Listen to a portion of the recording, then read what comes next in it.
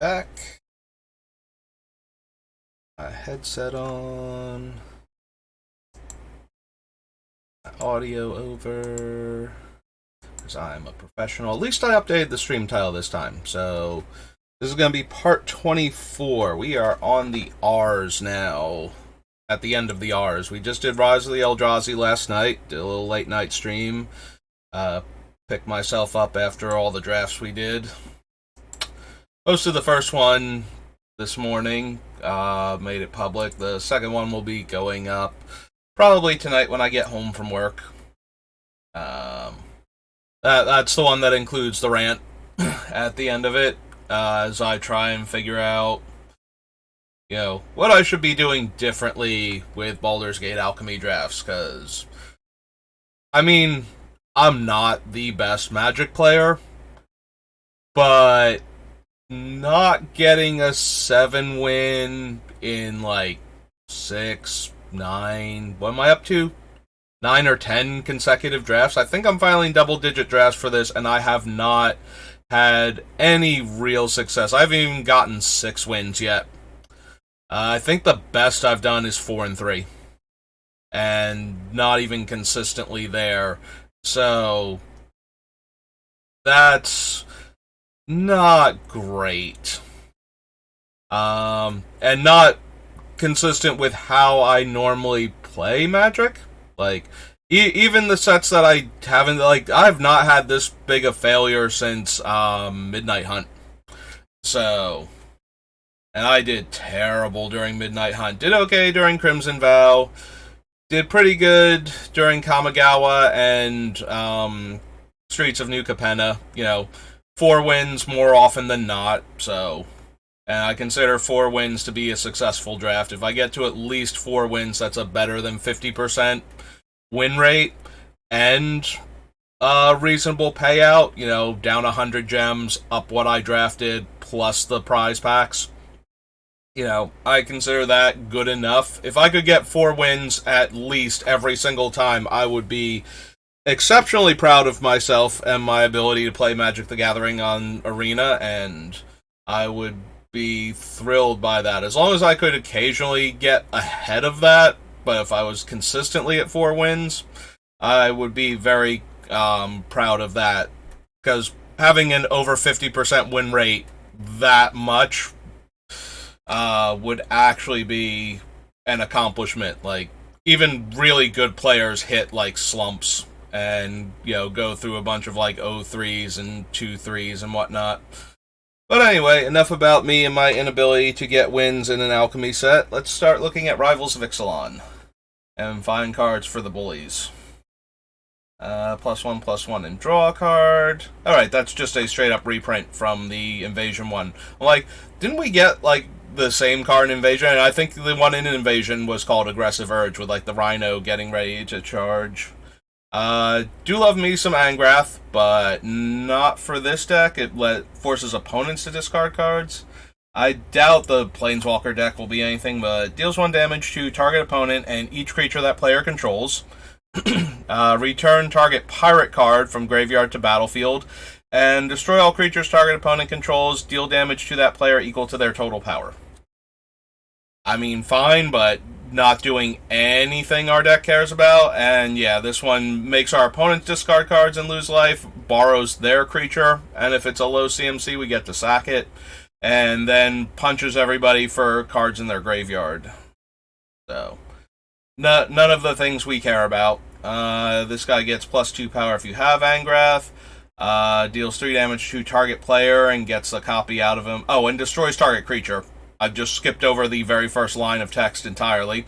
Destroy target creature, and then deals 3 damage to target player, and then you get, the Planeswalker deck, Angrath.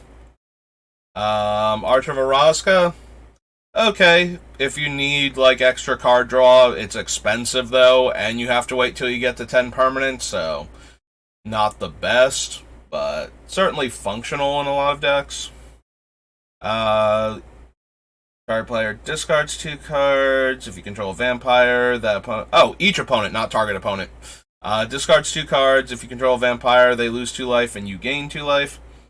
Yeah, not reading cards to them, just assuming I know what they do. But then my brain goes, no, you're wrong. Go back and read the card. That's not what that game text says. So Cave of Eternity is the backside of the creature aura. So it's tap, add 1 mana of any color, and black, green, and 3 tap, return target creature card from your graveyard to the battlefield. Not exactly what we need. Power and toughness equal to the number of differently named lands you control. No. Gateway, 1 tap, draw a card, then exile a card from your hand. If you have 5 or more different mana costs, right? Yeah, flip this and gain 5 life. Blood Sun, enters the battlefield, draw a card. All lands lose all abilities except for mana abilities. 4 damage to target creature. Get a treasure for each land you control. 3/3 that gives you a treasure. Target creature gets +1/+1 in first strike. Target pirate gets +1/+1 in double strike. Whenever it's dealt damage, untap target permanent. 5/3 lizard. Hook hand gives +2/+0 menace and the pirate type, and when it becomes unattached from a permanent, destroy that permanent. Champion of Dusk, enters the battlefield, draw X cards, and lose X life, where X is the number of vampires you control. I mean, a lot of the time when we give this out, it will be a lose 1, draw 1, similar to the First Sphere Gargantuan, who is also in our probably maybe pile, so let's go to Rivals. Notably, if your opponent is a vampire deck on low life, you can also kill them by giving them this. Potentially. So, we'll add it to the list. 5 mana, 4/4 trample. If it would deal combat damage to a player, it deals double that damage to that player instead.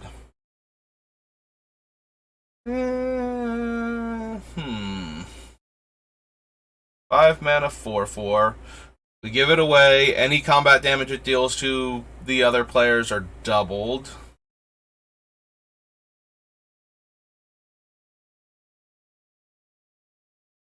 Maybe. Probably not, but maybe.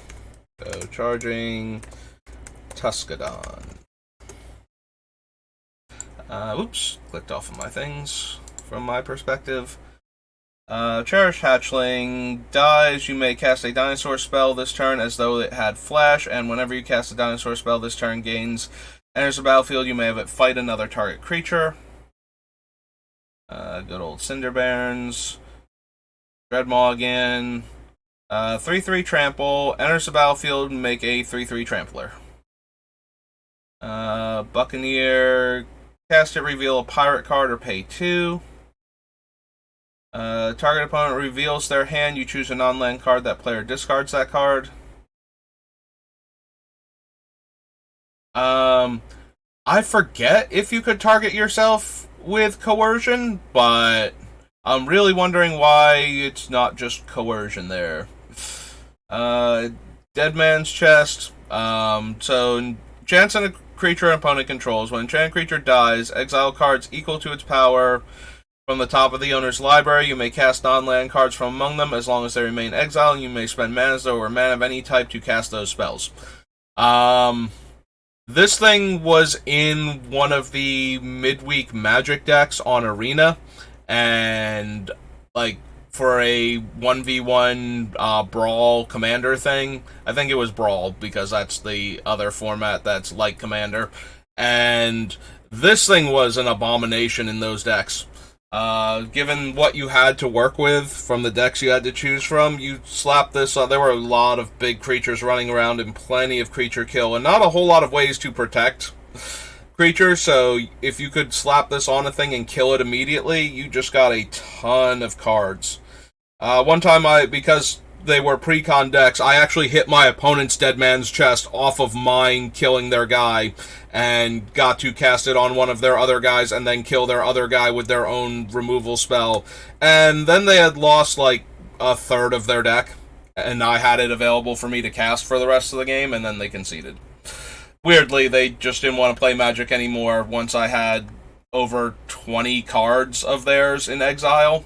I think it was the Yurlock, where Yurlock was like 3 mana cheaper or something for Yurlock Day or something, and that's where this thing came from. So, get 9 cards from Yurlock if he's not buffed when you kill him. Deepwood Elite. Another merfolk enters the battlefield under your control. Put a +1/+1 counter on target merfolk you control. No. Deals combat damage to a dinosaur. Destroy it. No. Enters the battlefield. Exile target instant or sorcery card from opponent's graveyard. You may cast that spell and spend mana or mana of any color to cast it. If it would be put into the graveyard, exile it instead. Neckbreaker is a 3/2 that gives attacking pirates 2 power. 2/2 flash, death touch, enters the battlefield, target attacking pirate you control gets +1/+1 and death touch. Dust Charger is a 3/3 that becomes a 5/5. Enters the battlefield, draw a card and lose a life. Target creature you control explores. You may play an additional land this turn. Tali is a 6/6 dinosaur, and when it attacks, everybody exiles the top card.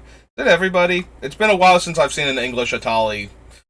Yeah, I never got an English one during Rivals of Ixalan, and because I collect foreign language cards, in foil especially, I try to buy the boxes in the foreign languages, or I used to. Foreign boxes have gotten so expensive that almost anything I could open that I would want, it would be cheaper to just buy that.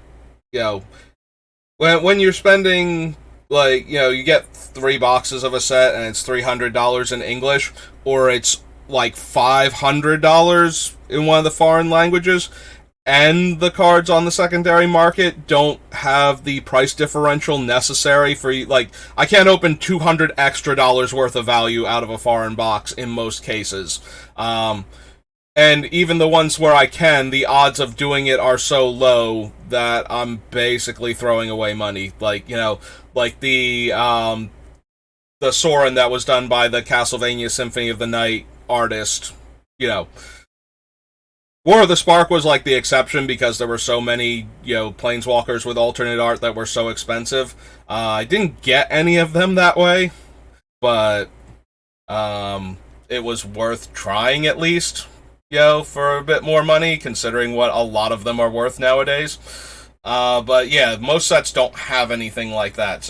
But it does create weird situations where I have the card, but I never got it in English. So I have the promo one with the mana symbols on it, but it's in a binder with the other promos, and I don't unless I'm going to put a lot of foils into my commander decks, or I literally don't have non-foil versions of the card anymore to put in, which happened with a bunch of the fetch lands before they got reprinted and things.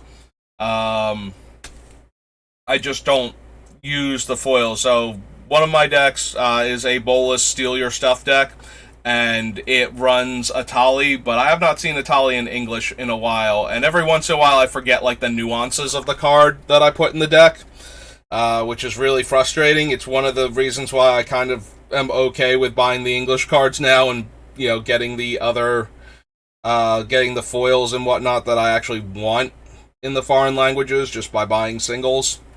Is because of things like this. So Atali attacks, exile a top card. It is each player's. That's the part I could not remember, if it was each player's or each opponent's. And then you may cast any number of non-land cards exiled this way without paying their mana cost.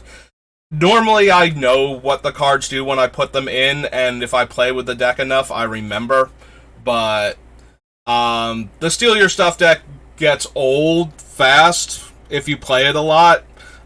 So I tend to break it out maybe once a month or so, and again, up until this past Friday, I haven't been doing Paper Magic very much, pre-release, and that's it.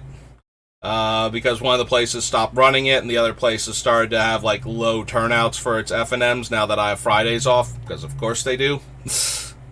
So I've been looking for new places to play, so I heard about this one place and I stopped by there, and they were doing a Time Spiral remastered draft, so that was fun.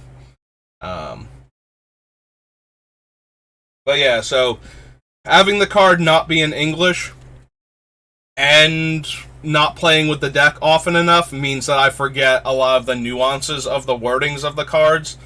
The worst one for that, by far, is the white-blue Narset Planeswalker deck from Planeswalker card from Khan's block. I can never remember if her ultimate's emblem is they can't cast creatures or they can't cast non-creatures. And that's kind of super relevant with how fast she upticks. I'm mostly playing it in my Planeswalker deck, so that +2 that gets you the top card of your deck if it's a non-creature, non-land, super helpful in that deck, because there's almost, like, if it's not a land, there's only like 5 creatures in the deck. So if it's not a land, it's almost always going to my hand. So I'm running her for that. I remember that she gives your spell Rebound for her middle minus, which is good with the Time Walk effects that go into the Planeswalker deck, but I always forget, like, which type of spell her ultimate hates on. Like, if she won't let players play the spells that she likes, or if she locks the opponent out of playing the spells that she doesn't like. Evolving Wilds, Fanatical Firebrand, Fathom Fleet Border, enters the battlefield, you lose 2 life unless you control another pirate. Searches for a pirate, another pirate enters the battlefield under your control, each opponent loses 1 life. Forerunner of the Empire, enters the battlefield, gets you a dinosaur card. Okay. Dinosaur enters play under your control, you may have Forerunner of the Empire deal 1 damage to each creature. 3/2 enters the battlefield, search for a merfolk. Another merfolk enters the battlefield under your control, this gets a +1/+1 counter. Form of the Dinosaur, where you suddenly become a big angry dino. Deals 15 damage to target creature an opponent controls, and that creature deals damage equal to its power to you. Forsaken Sanctuary, because the other... Wait, hang on. Forsaken Sanctuary can't be because the other deck... I was thinking we saw, like, the red-black one before. Were all of these just in here? Because the Planeswalker decks from this one were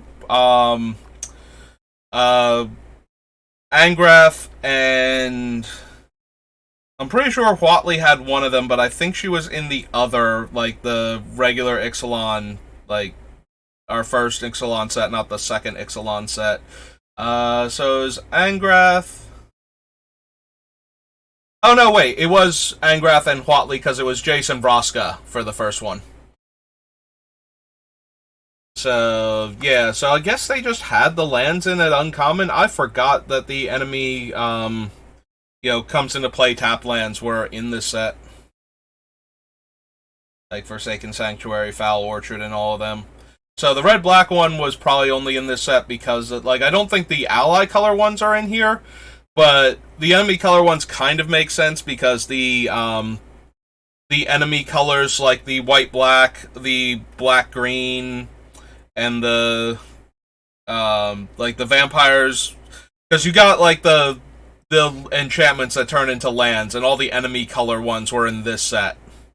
And I think all of the ally color ones were in the other one. Like, I genuinely don't remember the red-black one being in this set, so that's probably how it happened. So anyway, moving on. As dealt damage, it deals 2 damage to target opponent. Galta is great, but she's legendary, so we can't give out this 12/12 trampling dinosaur. Can't be blocked by creatures with power 2 or less. Dies, you get a treasure. 2/1 menace. -2/-2. If you have the city's blessing, only opponent's creatures get that. The Golden Guardian is a 4/4 defender, and you can spend 2 mana to make it fight. When it dies this turn, return to the battlefield transformed under your control. Okay, so if we gave it out, it wouldn't come back as, we wouldn't get it as the land side if they made it fight, so less interested in that. Scoundrel gets +1/+0 as long as it's attacking. Opponent loses 1 life for each creature they have. As long as it's your turn, gets +0/+2. Hunt the weak. Impale is destroy target creature. Jade Bearer enters the battlefield, put a +1/+1 counter on another target merfolk. Enters the battlefield, target creature gets +2/+2. 2/1 and explores. Is this the one that explores twice? Yes, it is. One of my absolute favorites. So every time a new set comes out, there's a document that comes out. There's a couple documents that come out, but one of the ones that I most care about is the FAQ associated with the set. So Wizards releases this on their website the week before the pre-release, so that way you have a chance to read it, usually like Thursday or Friday before the pre-release, so that you have time to actually read it real quick before the event starts.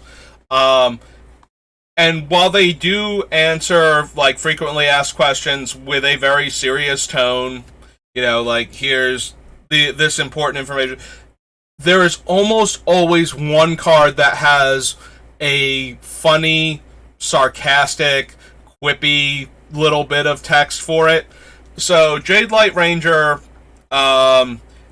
it explains like how you explore twice with the card to make sure that you understand where the cards are going and how to resolve each individual explore. And then it takes a moment to go, so if you explore with it and you reveal the card and you choose to leave it on top, when she explores again, you'll reveal the same card. Pretend you're surprised. She worked really hard on this. Like, I just find that, like, they put little bits like that hidden in the rules document almost always. Every once in a while, they just don't have one, or they're not particularly good. But that one always amused me. Like, just pretend you're surprised. She worked really hard on setting all of this up.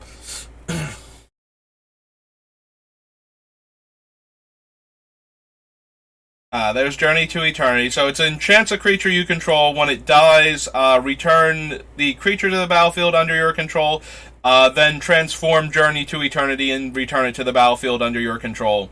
And that's how we got the Caves of Eternity that was up there. That lets us bring a creature back from our graveyard. But our deck is not interested in doing that. So there's a 3/3 that we can buy back from the graveyard for 5 mana.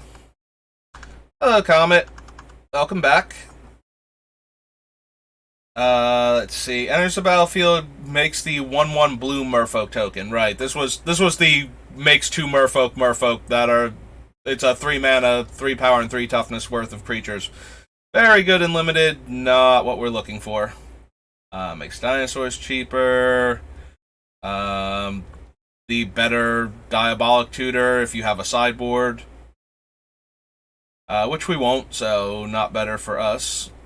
Send, and when another creature you control dies, if you have the City's Blessing, this gets a +1/+1 counter. That's the red-white one. -2/-2, you gain 2 life.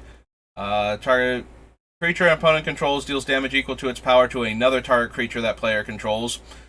If it weren't a sorcery, we are certainly giving out creatures large enough to punch out our opponent's creatures, but destroy target artifact. Oh, right, it's naturalize. Is dealt damage, it deals 5 damage to target creature and opponent controls. Enters the battlefield tapped. May cast from your graveyard if you gain life. 3 mana 4/2, 4 mana 3/4. Taps for colorless, and if you have the City's Blessing, you can sack it for 3 and then 3 life in a card. Enrage makes a 1/1 Sapperling.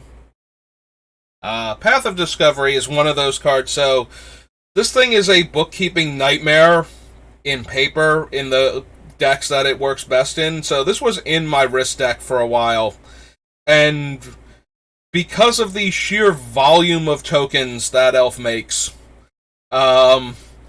keeping track of which ones have the extra counter from Path to Ancestry versus which ones drew me a land instead gets to be a bit much sometimes. I think I finally took this out of there just because keeping track of it, it's already, I only have like 2 of every token for him to keep track of tapped and untapped tokens, So, not having a third one of each token type for him handy, or a fourth one at sometimes, yeah.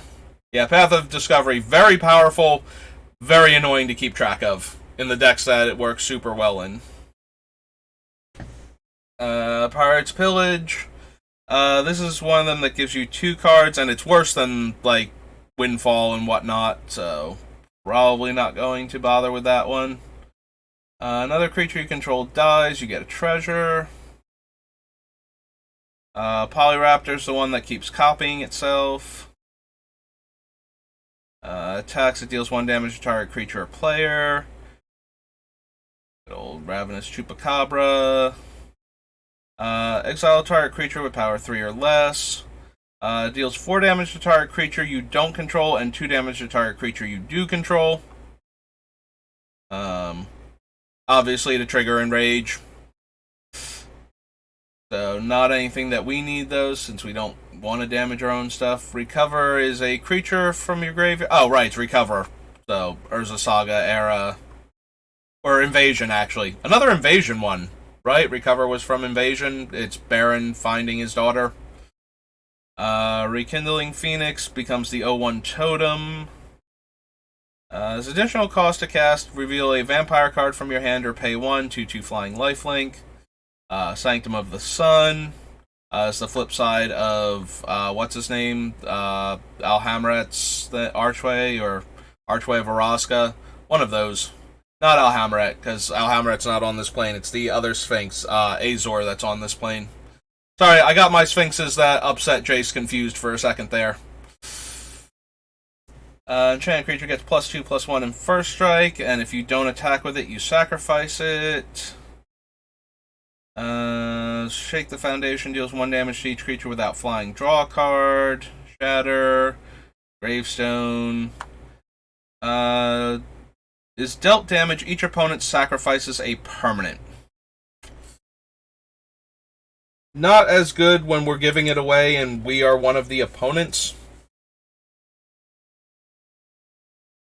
Has haste as long as you control another dinosaur. 2/2 and has double strike while you have the blessing. 2 counters on each creature you control. Trample and can like super fire breathe itself for 3 mana at a time. 2/2 pirate. 3 mana 2/2 raid enters the battlefield with a counter. Flash Swift Warden enters the battlefield. Target Merfolk gains hexproof. Makes 1/1s, and if you have the blessing, they get +2/+2. Good old Tetsamok. One of the most ridiculous cards you can ever face against in Limited. Is a Plague Wind that is attached to a 6/6 Death Touch monster, and costs, 2 mana less, 3 mana less. Plague Wind is a 9-drop, so 3 mana less than Plague Wind. But usually accomplishes the exact same thing. Thanks to her ability to put counters on things and then kill everything with counters on it when she comes into play. Mortal Sun is okay in our deck. We don't have... there are no Planeswalkers that we've been picking out, really, that are probably going to make it into this deck. That's okay, Comet. Lurk away. Thanks for saying hi first. Mortal Sun. So, we don't have a lot of Planeswalkers that we've picked out, so we could run this as a way to hose Planeswalkers, give us an extra card draw every turn, and make it a little bit harder to kill the creatures that we want to keep. It's mostly going in there for the extra card draw, but since it has entirely upside at that point, certainly does not hurt to have it. Additional cost to cast the Herd Migration, reveal a dinosaur from your hand or pay 1. Yeah, we skipped over Thrashing Brontodon. Not for this deck. We give it away, they can just sacrifice it before attacking if they don't want to attack, and it can target our stuff, so both of those things not what I'm interested in when we can do things that we force our opponents to blow up our opponent's stuff for us. Cost 1 less if you have a dinosaur you can reveal. Search your library for a basic land card, put it into play tapped. Oh, right, so it's the better if you have a dinosaur than Rampant Growth, Rampant Growth. Crown enters the battlefield, deals 1 damage to enchanted creature, and gives +3/+0 and trample. When it attacks, you may pay red and X. If you do, create X/1/1 elemental tokens that are tapped and attacking. Beginning of your next end step, exile them unless you have the city's blessing. Tomb of the Duskrows. I played against somebody who had this. So the front face of this is a white-black enchantment that lets you exile your opponent's creatures from play, and then when you've exiled 3 or more, you get to flip it. I played against somebody who had this, who hit my Chupacabras, plural, with it. I did actually manage to beat them, but this thing turned into like a 9-for-1. Fortunately, they started hitting a land pocket that they did not get through in time, but it killed all of my stuff for over the course of several turns. So I always remember that particular interaction with the card and how incredibly brutal it was. Tomb Robber lets you discard a card to have him explore. Twilight Prophet. Every time I put this in a commander deck, one time I've seen it actually trigger and get the card on the upkeep. And it wasn't even my copy of Twilight Prophet, it was somebody else's, but every time I've ever seen this card resolve, it has never gotten a card. Except that one time. Like, I've put Twilight Prophet in a couple different black decks, and I've cast it, and it never lives if I get the City's Blessing through a full turn cycle. Poor Twilight Prophet, because it's so good, it bobs, but it hits your opponents instead, and then you gain life. Like, it just seems like it should be so wonderful in Commander, and it is, and that's why it never lives. Like, no, you may not have an extra card and deal us all 8 damage and gain 8 life. That's terrible. We will not allow this. We will kill it. And to be fair, I also take that stance against it. You know, if my opponent has one out, it's like, yeah, I'm probably going to kill that. 3/3 Death Touch. 3/1 Flyer. That's the blue-red one that cares if you have treasures, and then it's a Tolarian Academy on the back. Sonya's Hunger. Each opponent sacrifices a creature. If you have the City's Blessing, each opponent sacrifices half the creatures they control, rounded up. Oh, hey, wait a minute. Vraska was in this one. I could have sworn it was Jason Vraska in the first one, and then, like, Angrath and Huatli in the second one for the Planeswalker decks. Maybe there's Huatli in the first one then in Jace? Could be. Because that is definitely Planeswalker deck Vraska since she's mono black. Creatures you control get +1 power, destroy target creature. Until end of turn, creatures you control gain Death Touch, and whenever this creature deals damage to an opponent, that player loses the game. Still not particularly good, though. 2/2 Menace enters the battlefield. Target vampire you control gets +1/+1 in Menace. Conquistador is a 2/1. Attacks or blocks. If you control Vraska, target opponent loses 2, you gain 2. Her Scorn. Target opponent loses 4 life, and you may search your deck for her. Swordtooth gives you extra land drops and can attack or block until you have the Blessing. There's the blue-green flip land, and World Shaper. When it attacks, you may mill 3 cards. When it dies, put all land cards from your graveyard onto the battlefield tapped. I still think we can do better, but World Shaper is okay as a self-mill card for us getting our big stuff into the graveyard. I guess we can add him. I spelled Immortal wrong. That extra M in there. We'll add him, probably cut him, but... Okay, so that's Rivals. I think that was the last R. So Rivals of Ixalan into Saviors of Kamigawa.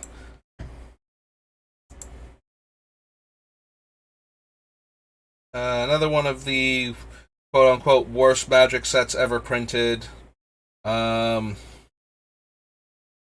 I forget what the two cards were. There, I think it was Kaitaki and Pithing Needle. The joke was that someone was like, I finished my collection of Saviors of Kamigawa, and the person looks at it like, you just have 4 Kaitaki and 4 Pithing Needles, and the other person's just like, yeah, I know, that's like everything that's worth anything in this set.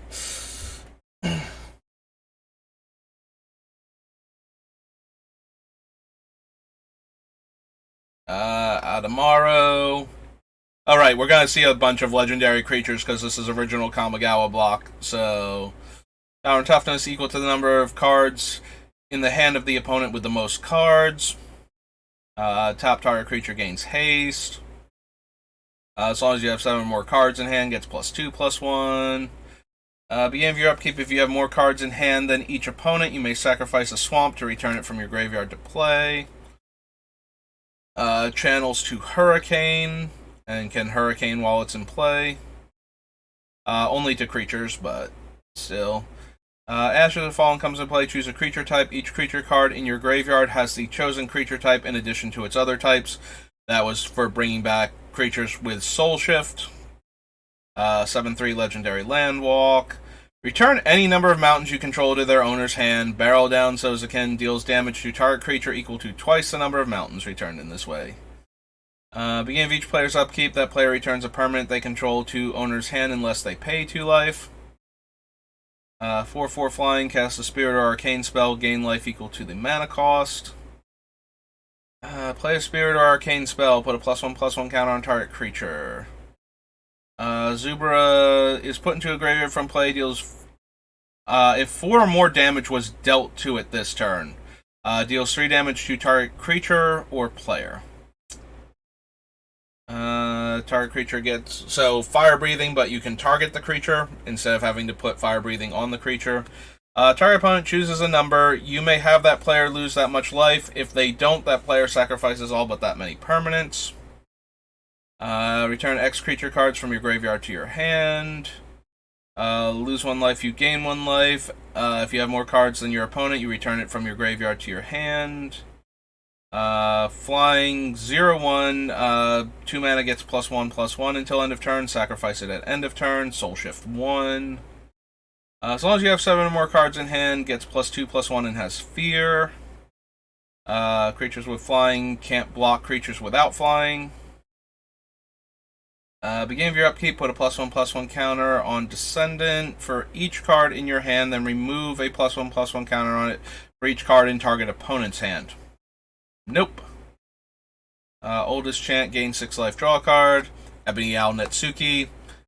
Actually a vicious house in this set once they finally got out of the whole, whatchamacallit, the whole Mirrodin block where the artifacts mattered. Things finally started to die down. Owl became like a win con. This actually is in my Mogus deck because of how many times I refill opponents' hands. Elder Pine Jukai. Play a Spirit Arcane spell, reveal the top 3 cards of your library, put all lands into your hand, the rest on the bottom in any order. Soul Shift 2. Endless Swarm is one of the epic spells. You cast it, then you can't cast anything for the rest of the game, and you keep copying it each turn. Put a 1/1 snake into play for each land, for each card in your hand.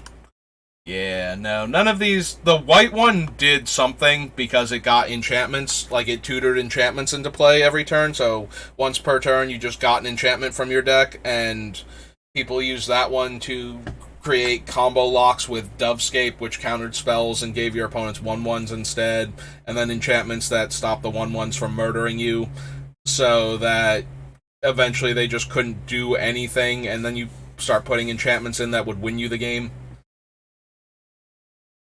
But none of the other ones ever did anything.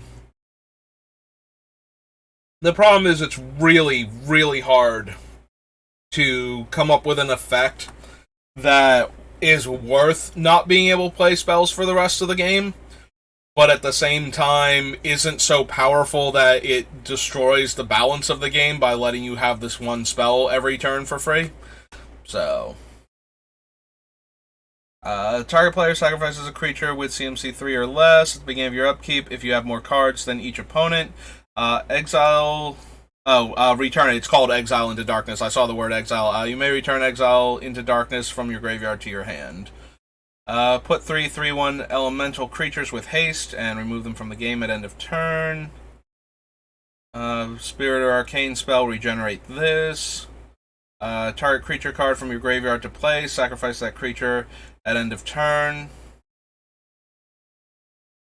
A Gaze of Adamaro deals damage equal to the number of cards in target player's hand to that player. So, literally just the sudden impact. But it's an instant and has Arcane, so I had to have a different name. Green and 2, target creature gets +2/+2 until end of turn. Channel it to give +4/+4. 2 damage to a creature, channel it for 4. Makes an opponent discard 2 cards. Channel it for 7. Target player discards 4 cards. Haste, end of turn, return it to owner's hand. Alright, there were cards that care if you cast a Spirit or Arcane spell, so having a 1 mana creature that keeps going back to your hand and is a Spirit. It took me a minute to remember what was going on with this card. Each opponent's maximum hand size is reduced by 1. Regulars deals 1 damage to target creature blocking it. 2/2 pro white. Comes into play, draw a card. Whenever you play a Spirit or Arcane spell, you return it to your hand. Deals 10 damage to somebody who's at 10.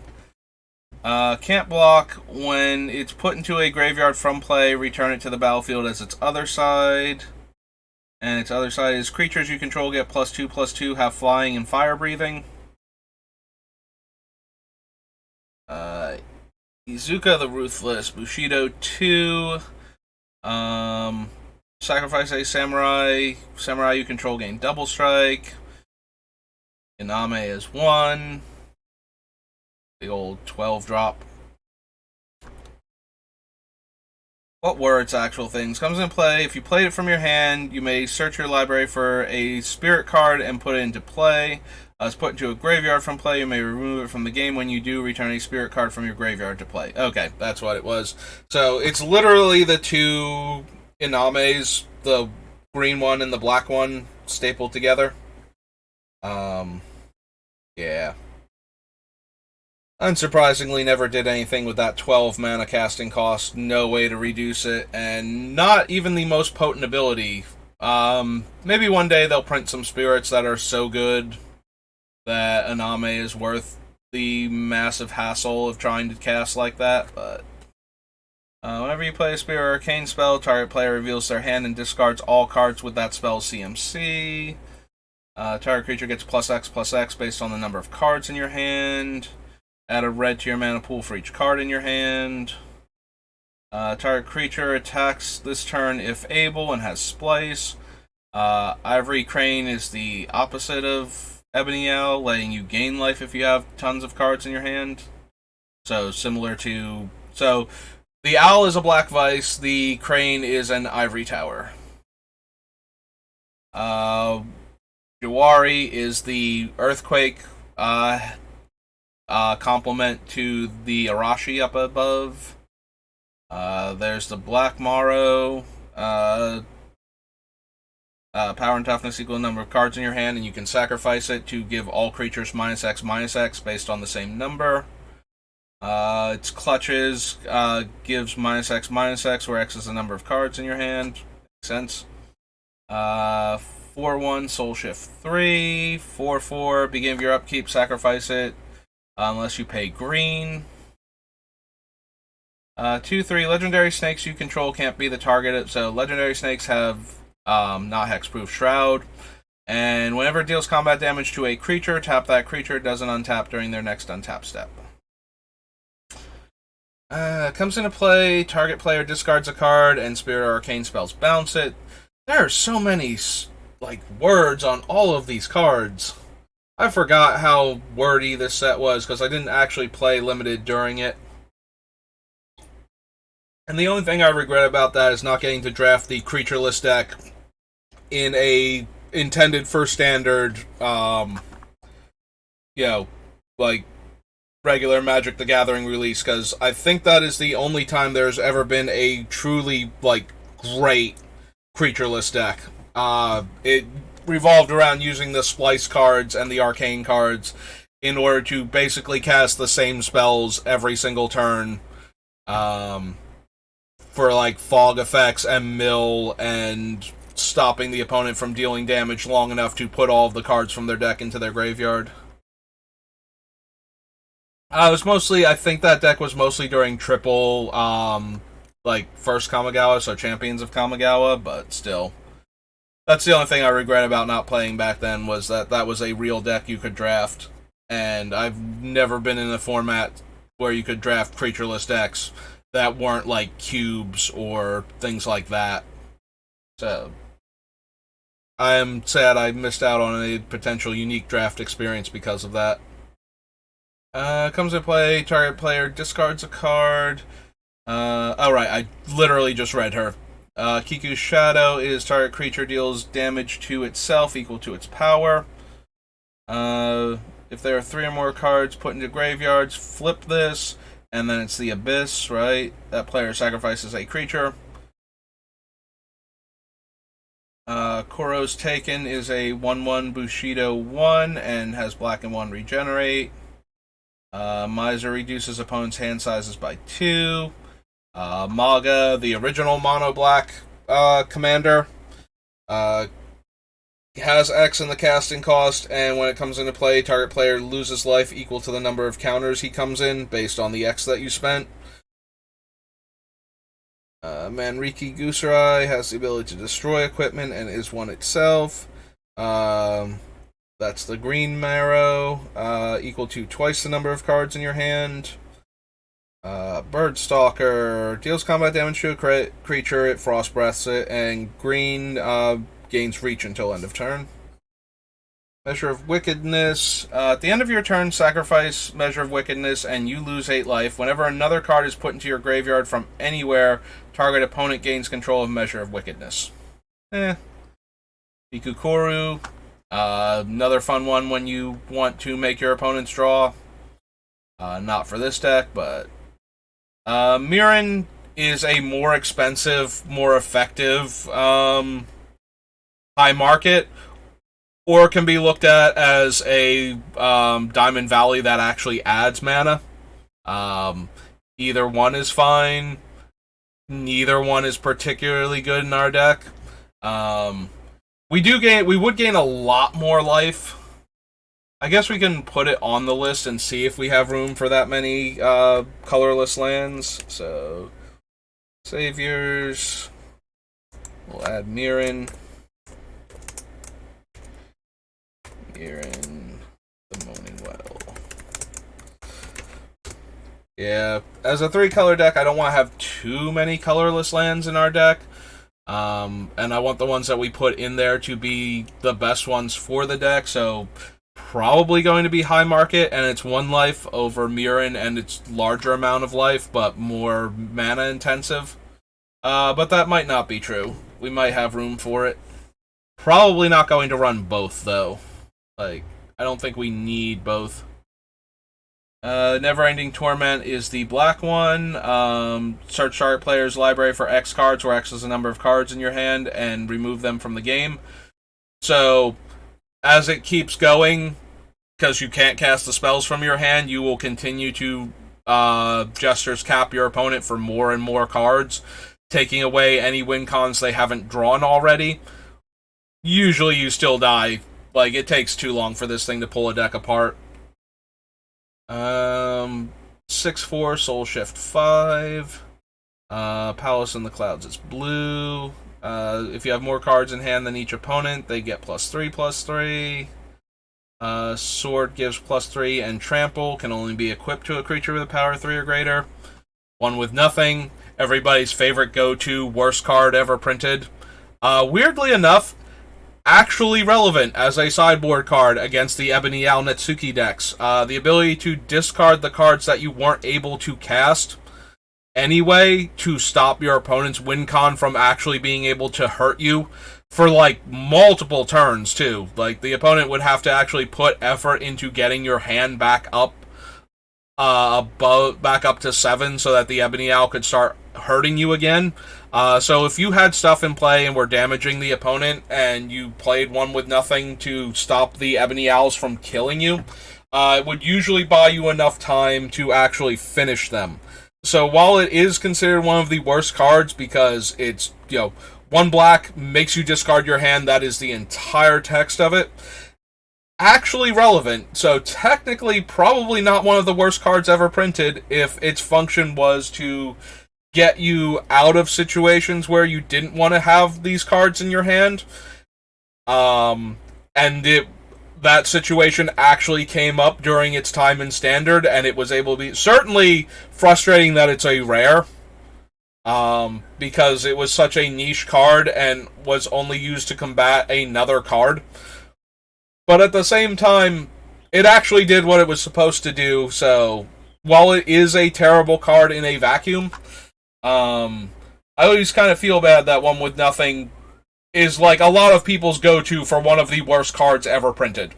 Because that's really not fair to it. If it actually accomplished what it was, I would be more willing to put rares on there that have never seen any kind of play and don't do the thing that they were designed to do. Just because this one is designed to do a thing you almost never want to do, but it actually got printed at a time where it was going to come up, One with nothing did its job. It doesn't deserve that much hate. It's still a bad rare, and once that deck was no longer a thing, neither is one with nothing. So, nowadays, not worth anything, but at the time, actually did the thing it needed to do to be relevant in the format that it was printed in. So, good for it.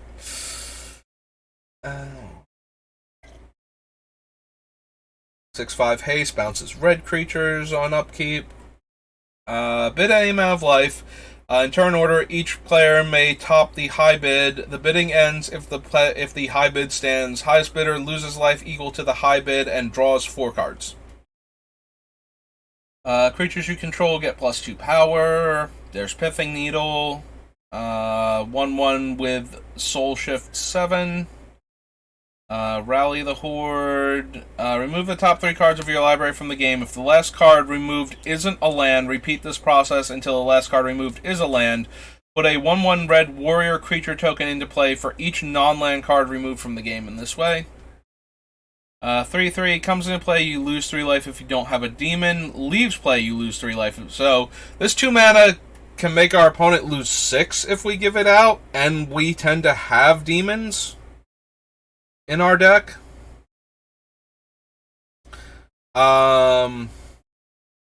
So if we have to grab it back because they didn't get it killed in combat, we can add it to the list.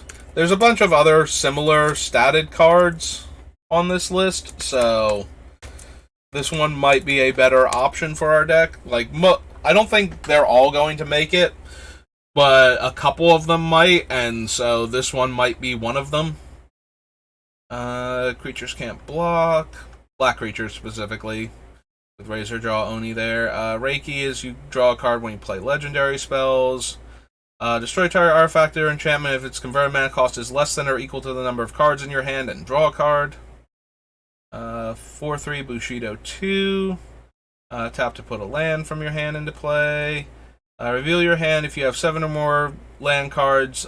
Flip this thing, and whenever a land, I'm reading it upside down, whenever a land you control enters the battlefield, it's tap for mana, sorry.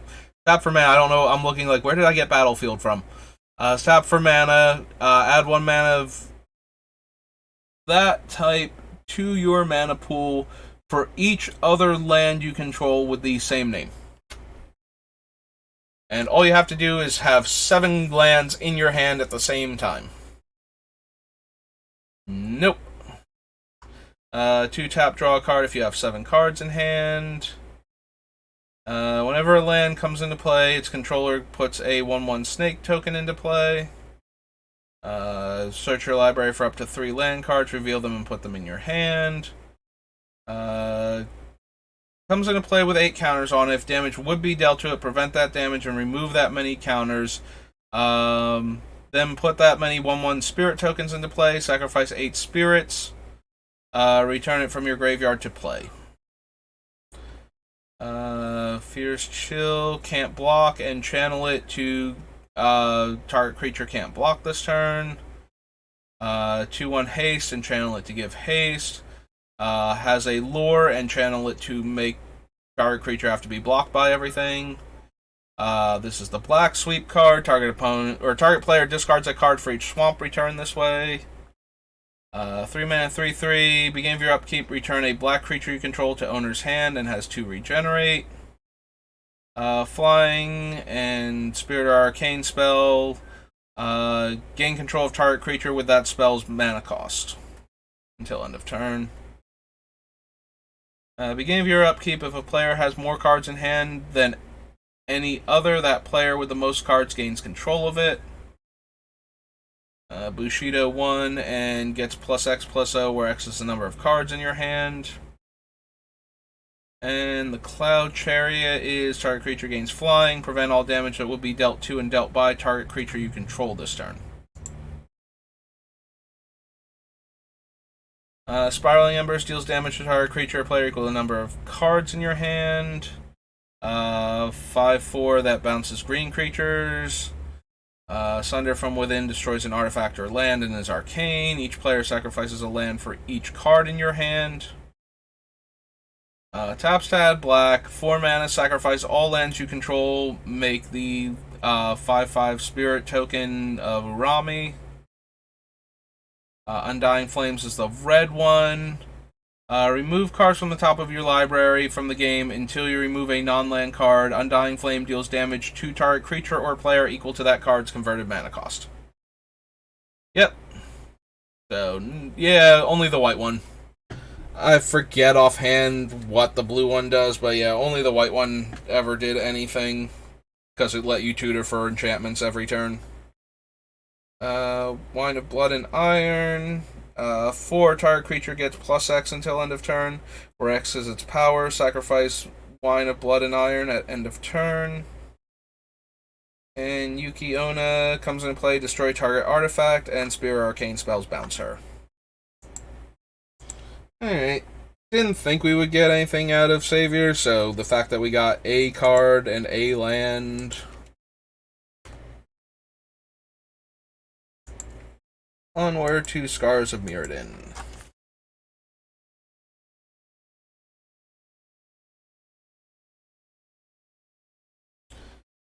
+0/+3. Reach enters the battlefield. You may destroy target equipment.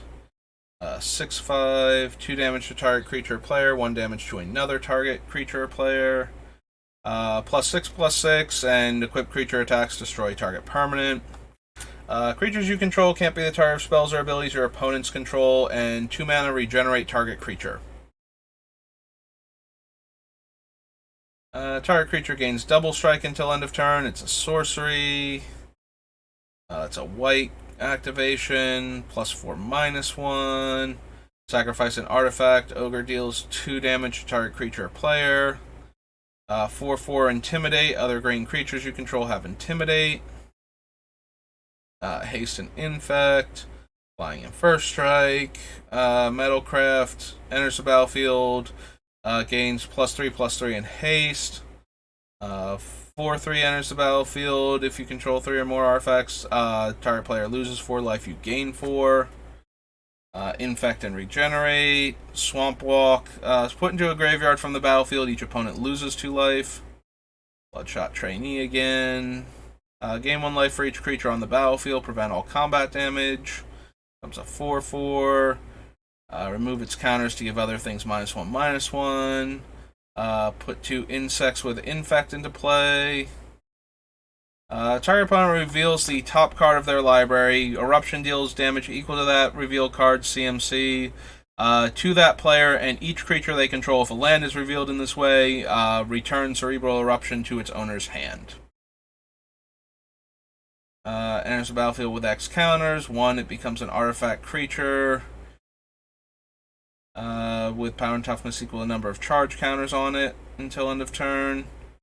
2/2 becomes a 4/4.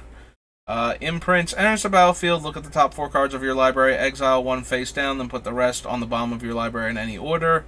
It's put into a graveyard from the battlefield. Turn the exile card face up. If it's a creature card, put it onto the battlefield under your control.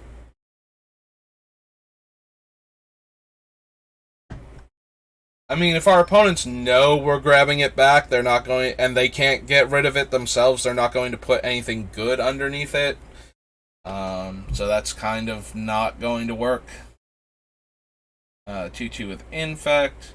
Yeah, we passed the Contagion Classman Engine. Great for Proliferate decks. And -1/-1 counters matters decks. Not great anywhere else. Attacks untap each other creature you control. Infect and dies get an Infect creature back. Yeah. 6/3, sack a creature to regenerate it. Sacrifice a creature, gets a charge counter. Sacrifice Deus, draw a card for each charge counter on it.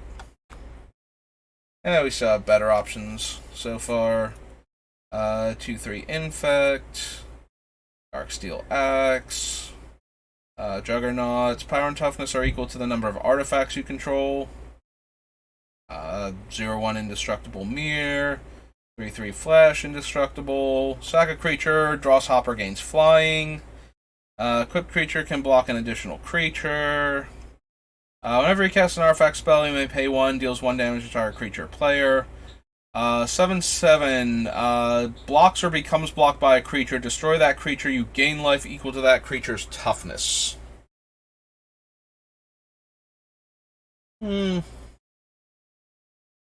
Metalcraft Pro Colors. Each opponent loses X life, you gain X life. One of the original super popular finishers for Mono Black.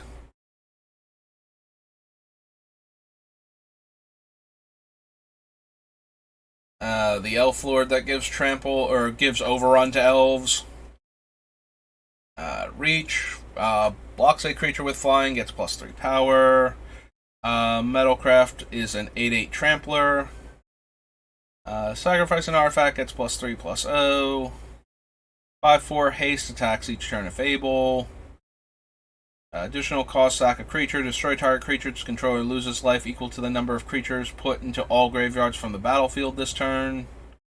It's a blue one. Gives out -1/-1 counters when it dies. Whenever you sacrifice another permanent, you may pay 2 to deal 2 damage. 2 damage, Metalcraft 4. Reveal the top X cards of your library. You may put any number of permanent cards with converted mana cost X or less from among them onto the battlefield. Yeah, not what we want. Intimidate, mills the opponent, and then we can get an artifact or creature based on the mana value as compared to the X that we spent. Or is it the other way? Oh, we get the artifact or creature first, then they mill X cards to set them up next time. So they have to have the card in the graveyard with a mana value of X, and then we mill them X afterwards. I had it the other way around, where I was thinking Geth mills them first, and then gets the card. Glimmer, or Glint Hawk is white, effectively. +2/+0 for each equipment attached to it. Upkeep, put a charge counter on it. Gain life equal to the number of charge counters on it. Golem Artisan always tries to make my decks where I have a large artifact creatures theme matters, since it can pump any of my guys and gives out haste, flying, and trample, so 2 different evasion abilities and a more aggro start, and never quite makes it, despite all of the fun keywords on it. Whenever you cast an artifact spell, you may put a charge counter on this, remove 3 charge counters, make a golem. Cast an artifact spell, gain a life. +2/+2 and infect. When it becomes unattached, sack the creature. -4/-4 until end of turn. Grind Clock gets charge counters, then mills based on the counters. Infect gives other infect creatures +1/+1, and whenever you cast a creature spell with infect, target player gets a poison counter. Yep. Arbalest, equipped creature has tap, deal 2 damage. Equips for 4. Horde Smelter is a fun, reusable artifact destruction card.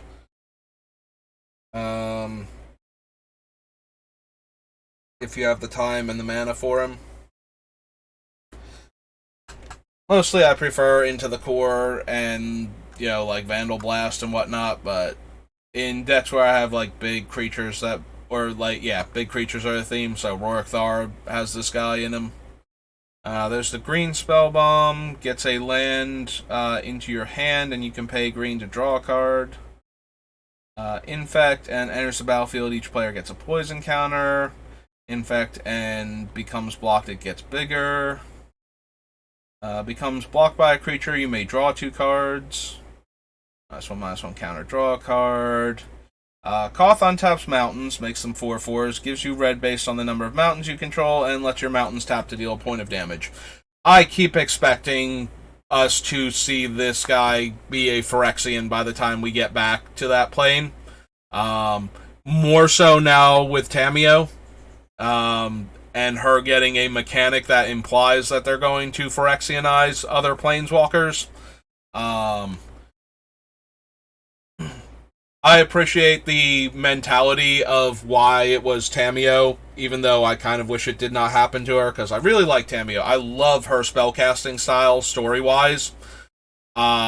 So, seeing bad things happen to her, but they picked her because we just met Kaido, so we haven't had time to grow attached to him. They just revealed who the Wanderer was, so, first she's the Emperor of Kamigawa, and now she's a Phyrexian, was like too many reveals on the same character. And my favorite part, nobody would care that something awful happened to Tezzeret. Like, he's a jerk. And while the audience is fine with Tezzeret as like a villain, nobody would feel bad for him if he got converted. So they had to pick Tamiyo because she was the last one left from the set that was relevant who could have it happen to her. And I just love that. It's like, nobody would care if Tezzeret became a Phyrexian. He's already made out of metal to begin with. Like, and he's a complete and total asshole. Like, nobody cares. So, if we want people to care that we Phyrexianized a Planeswalker, and it's gotta be one from this set that's not getting a card otherwise, it's gonna be Tamiyo. But I honestly expected, when the Phyrexians started showing up on other planes, I thought that's what had happened to Koth, and Koth was going to be the first one. Like, I expect, because Orabrask is the red Praetor, and he does not get along with the other Praetors, like, that was a known fact even before we did the Streets of New Capenna storyline. I was expecting Koth to have taken Orabrask's place. And that was going to be the big reveal that Koth is a Phyrexian Planeswalker, and that's how they are getting around. And then it turns out that no, it's Tezzeret doing Tezzeret shenanigans. And I, like, out of all of the Planeswalkers, I have to believe Tezzeret is one of the few that could show up on Phyrexia and not get immediately turned, like, as at the first opportunity, because, he already looks like he's starting to. He's already replaced most of his body with machine parts. So, as far as Phyrexian philosophy goes, they would look at him and go, nah, this guy's cool. This guy seems like he gets it. We don't have to forcibly convert him. He's doing it himself at his own pace. We'll just let him be. Like, we have plenty of people that are actively trying not to get Phyrexianized that we could be focused on. This guy's replacing parts on his own. We'll leave him alone until we get finished with everybody else. Then we'll come back and help him if he's not done yet. But yeah, I always expected Koth to be the first Phyrexian Planeswalker. And then they did it to Tamio instead, and I feel bad for her because I like Tamio. And also, she's got Nashi, and he's a good little rat, and he needs his mommy back, so we're gonna have to go save her. I really hope they save her. Like, I don't want her running around doing Phyrexian things forever. Like, I would rather see her die at that point. And I think the Tamio that she used to be would appreciate that over, not going around converting the universe into Phyrexians. So, but I kind of hope we save her instead. I don't. I love her spellcasting style. The idea that everything is based on a story and her spells are restricted based on the story that she's using to cast them. So if she casts a spell that teaches a lesson about lying, she can deceive people as long as she doesn't violate the lesson that the story tells, because then she'll be found out the same way the story's character was and, get the comeuppance. So I love that about how her spells work, and I think that's really cool, and we barely got to see it. Like, there's only like 1 or 2 stories from Tamio's perspective where it explains how that works. And yeah, now she's evil, and I really hope we get her back. But if we don't, I then have to kind of hope that we kill her, and that's sad. Yeah, usually I don't get super attached to any of the characters, but every once in a while they do a really good job with somebody, and I do try to follow the storyline. So, yeah, when they do a good job with the character, and then they don't do much with it, because Wizards is weird because of the way the game and the time frames work. Like,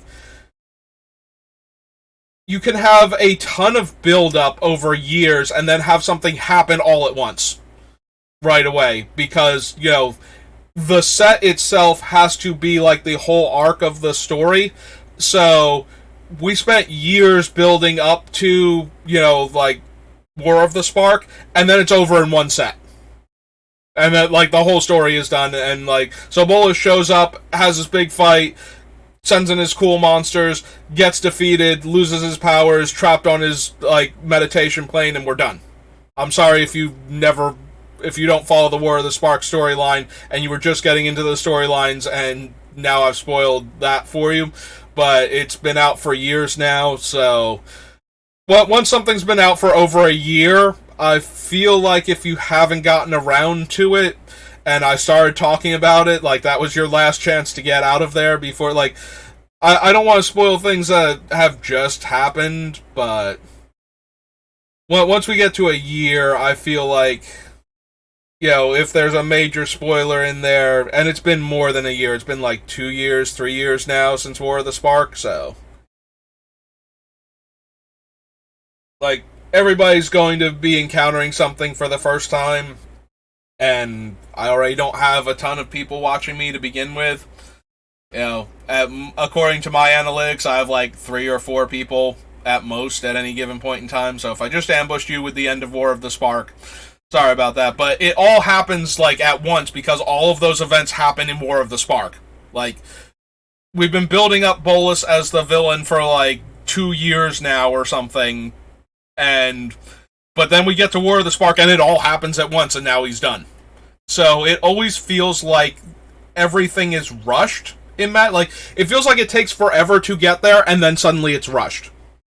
Like, we are going to take forever to get to Phyrexia again, and we're going to be building this whole time, Phyrexians on other planes, doing things, working towards an agenda, and we're going to get to that point, and then all of a sudden, everything is going to happen, and then Phyrexia is going to be done for the time being.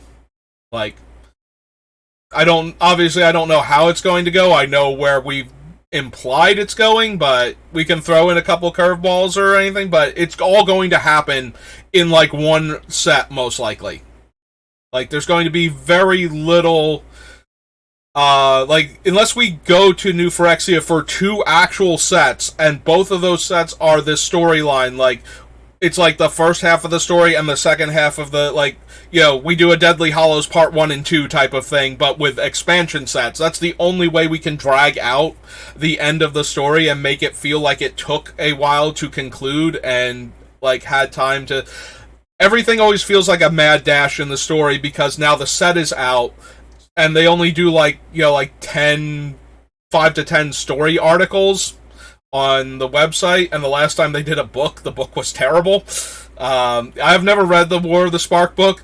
I know several people that have, and none of them are like, this was worth reading, or this was good, or this is even, like, so bad it's good. It's like, this is just terrible writing. And it's like, okay, I don't feel like spending all the money on the book now, and the time it would take me to get around to reading it. I'd rather just have, like, my, read an article for, like, 10 minutes, for, like, 5 articles storyline,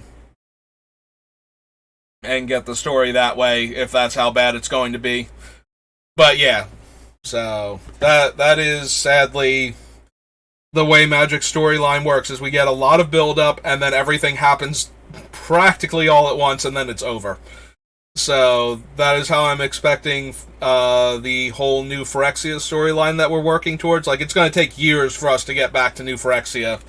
It might still take over a year at this point. I don't think they've announced that they're going to do... We're going to Dominaria, and it's already been confirmed that Shieldred's on the plane. So we're going to see what she's been up to. And then the set after that is going to be a flashback to the Brothers' War.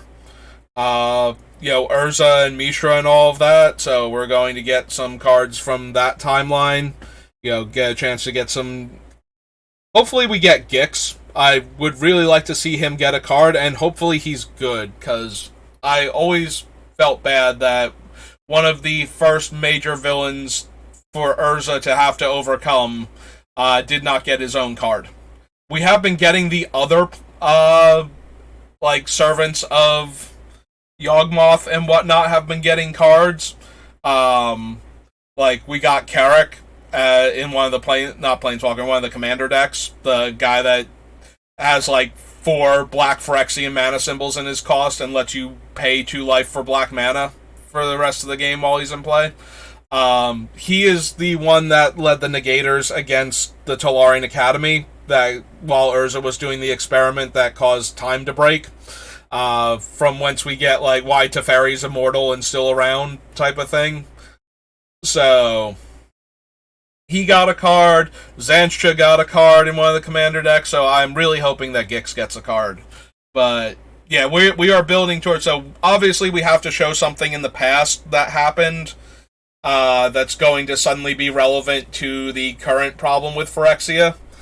So that's why we're going back there. Unless somebody has time travel powers. In which case, we might be going back there because we're trying to rewrite time.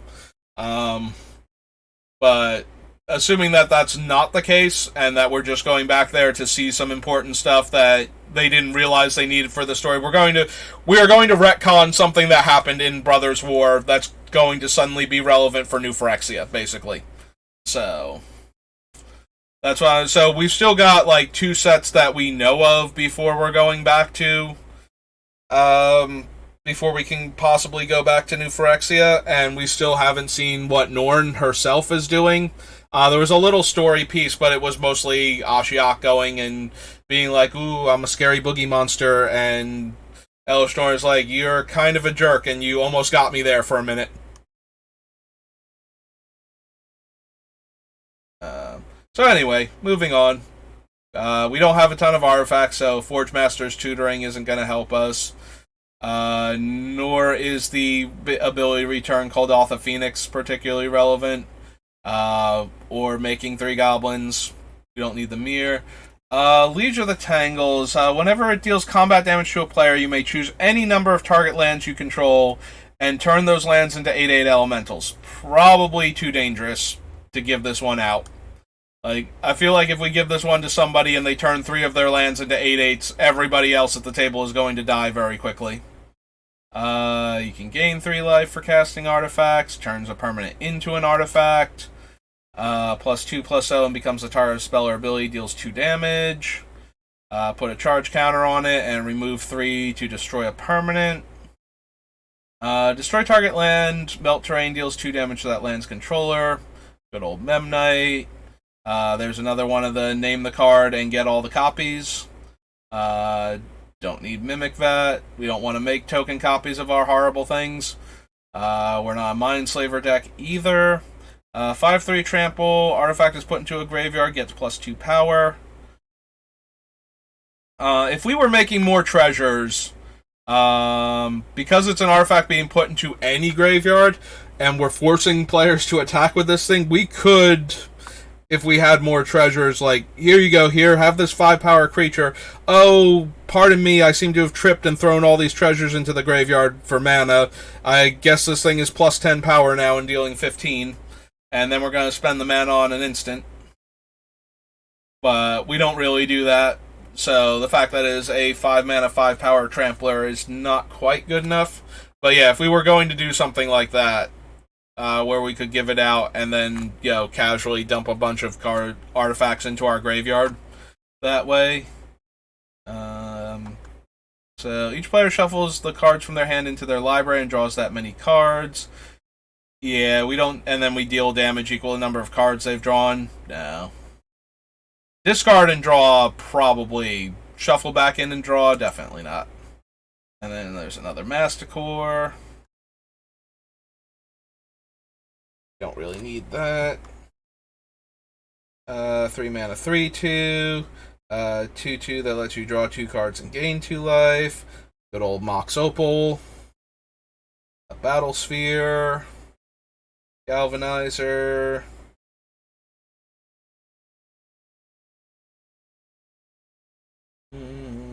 Propagator.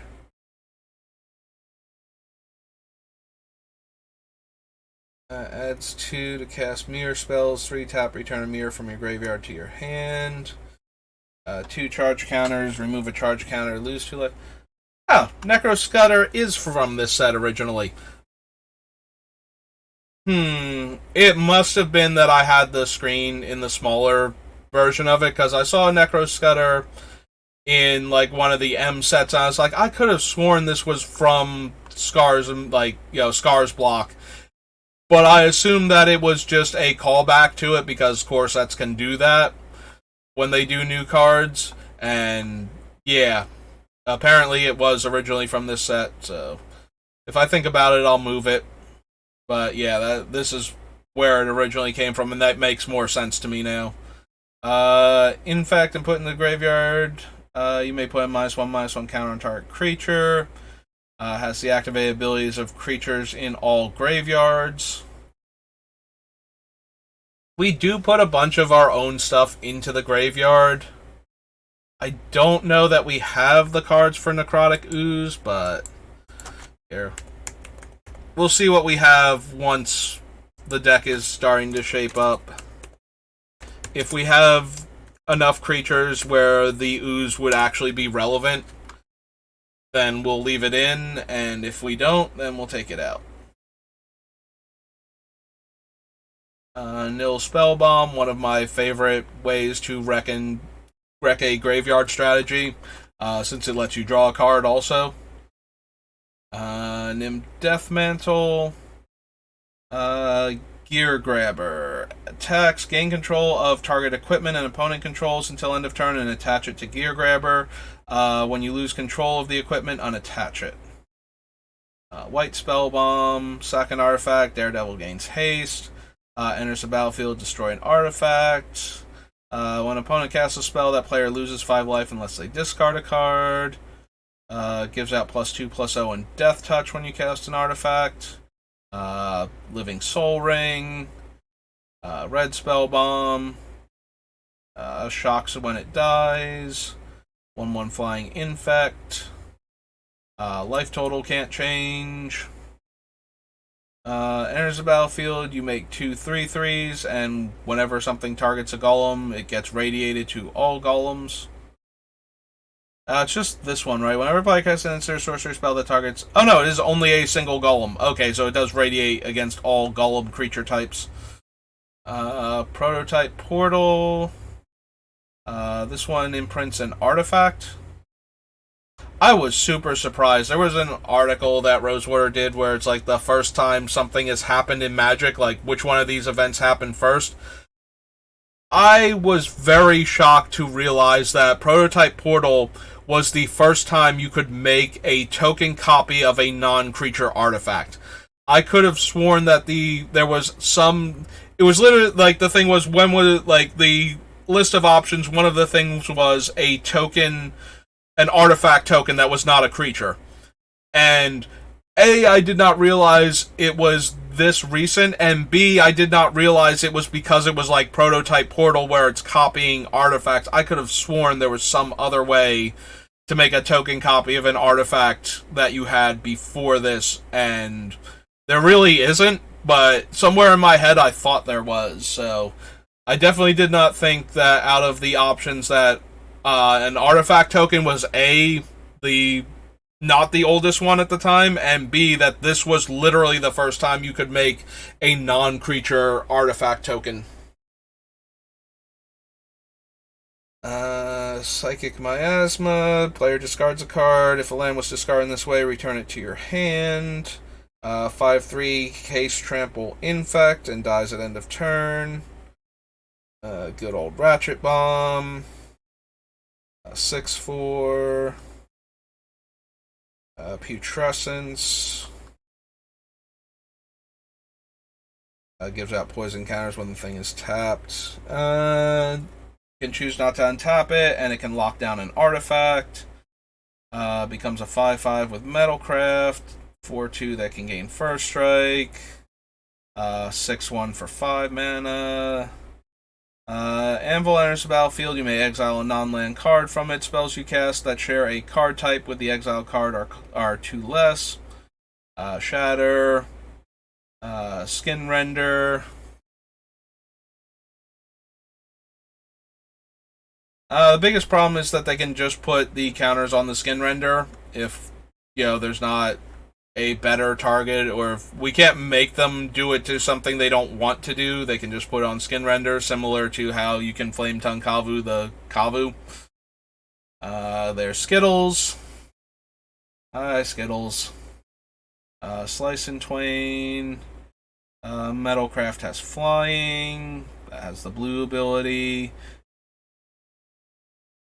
Alright, so Steel Hellkite is a 6 mana 5/5 flyer. It can Fire Breathe for 2 colorless. X, destroy each non-land permanent with converted mana cost. With converted mana cost X, whose controller was dealt damage this turn by Steel Hellkite. So, destroy each non-land permanent with converted mana cost of X. Okay, it's been too long since I've read Steel Hellkite. I could have sworn it was X or less. So we can add Steel Hellkite because it can only destroy the things of the player it dealt damage to. We can't force an opponent to do it, but they also can't do it to hurt us. So if we give out the Steel Hellkite and there's to a player who can then attack the player that has the problematic thing we all agree we want to see destroyed, that's fine. Also, Steel Hellkite is a creature we can safely cast ourselves that is a threat. So it's fine in that regard. It does fall into the category we can't make them, but we can still make them attack the player for 5, and they can't use it to hurt us. So, Sword of Body and Mind, +1/+0, and when the creature dies, gain 3 life. Can destroy an artifact or enchantment. Yeah, you notice the Goblin from original Mirrodin costs 4 mana as a 2/2 to sacrifice it to destroy an artifact, and this one gets to do it for 1 green because damage doesn't go on the stack anymore. This is what I was talking about, the massive amount of mana decrease necessary to activate the ability because you were no longer beholden to the damage on the stack rule, allowing you to get a 2-for-1 if they did not, make the cost at least prohibitive enough that you had to do, you either had to leave mana up to do it, and you could wind up losing that mana if you had nothing else to do with it, or at least it was tying up that mana and forcing you to spend all of it on this thing instead of doing other stuff. 1/5 infect and can force blockers. Gains protection from artifacts, draw a card. 3/1 pro artifacts infect. Sacrifice an artifact, proliferate. Tower of Calamities can deal 10 damage. Trigon can give out counters. Green Trigon makes infect creatures. Red Trigon gives +3/+0, and we can't use the other two. Good old Tumble Magnet. The Tunneling Ingus. Yep, I said its name out loud. I even threw in an ing in there so it wouldn't quite sound as bad. But somebody got this thing past the censors.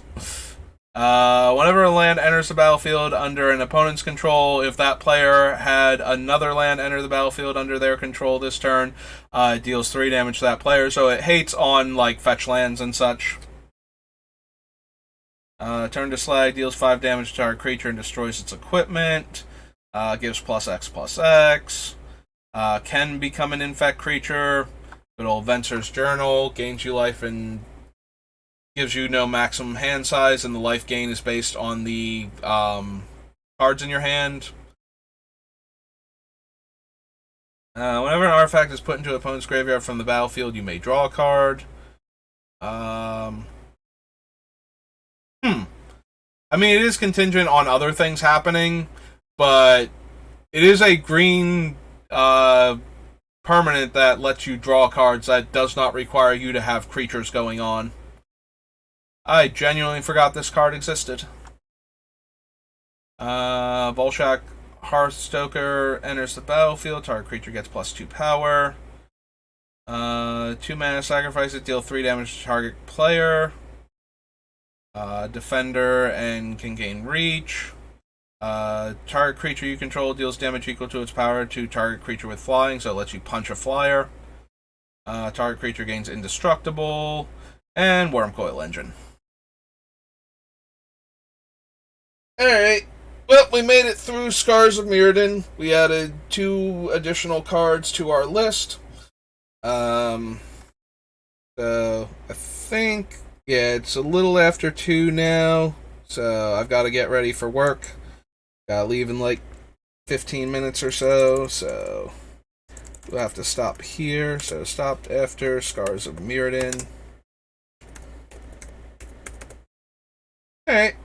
Well, thanks for watching. We got through another couple sets, so we will get there eventually.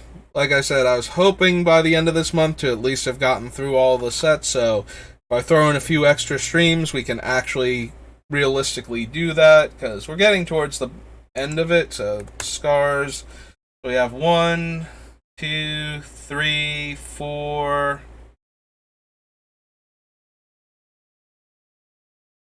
5, and that one's very short. 6, 7, one of these should be the Alchemy. 8, 9, 10. Oops. 11, 12, 13, 14, 15, 16, 16, 17, 18, whoops.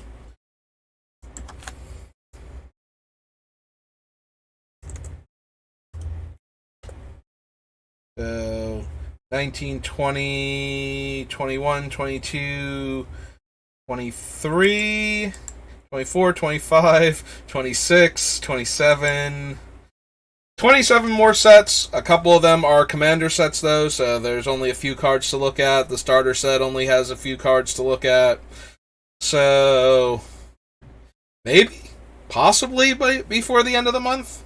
Alright, I gotta get going, though, so thanks for watching, and I will see you next time. Have a good rest of your day.